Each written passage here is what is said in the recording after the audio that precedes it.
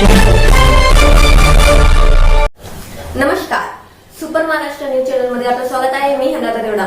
जाणून घेऊया आपल्या परिसरातील दिवसभरातील ताज्या घडामोडी.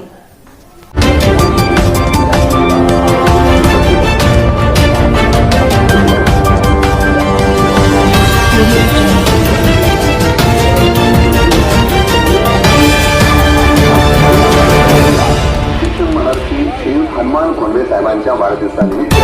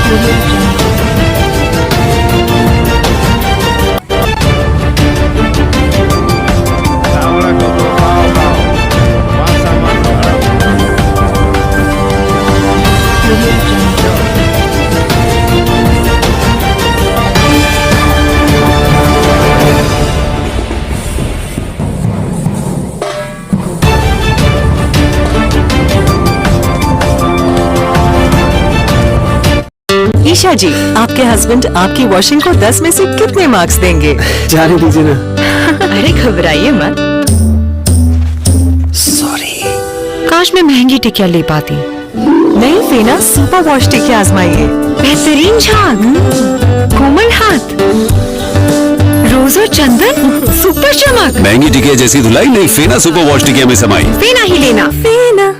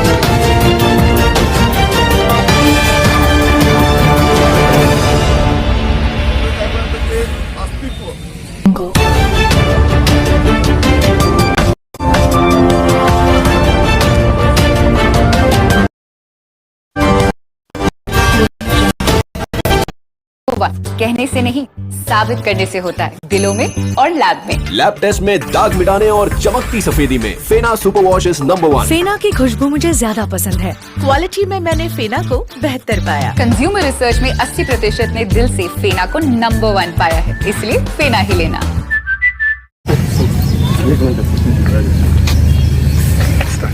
आपण बघतात बजाज नगरमध्ये सगळे परिचित असणारे भोंडे साहेब शिक्षण मंत्री म्हणून सगळ्याला एकदम प्रेमानं सगळ्याला ते हे करत असतात. परंतु आज त्यांचा वाढदिवस आगळ्या वेगळा साजरा होत आहे. कारण एक विद्यार्थी एक झाड, ते झाडानंतर ते त्याला भविष्यामध्ये काय करेल या संदर्भामध्ये मोठ्या प्रमाणात आपण बघू शकतात. आपल्यासोबत आहे नांदुरकर साहेब, काय सांगायला संदर्भामध्ये? आज भोंडे साहेबांचा वाढदिवस आहे. त्यांच्या आयुष्याला 60 वर्ष पूर्ण झालेले आहेत. परंतु ह्या 60 वर्ष थांबणार नाही आहे, कारण की ते तेंडुलकर आहे आणि त्या आयुष्याचं शतक गाठणार आहे, एवढं मात्र मला म्हणायचं. आज जर बघितलं आपण तर भोंडे साहेबांचं कर्तृत्व नेतृत्व खूप महान आहे. आम्ही त्यांना जवळून बघितलेलं आहे.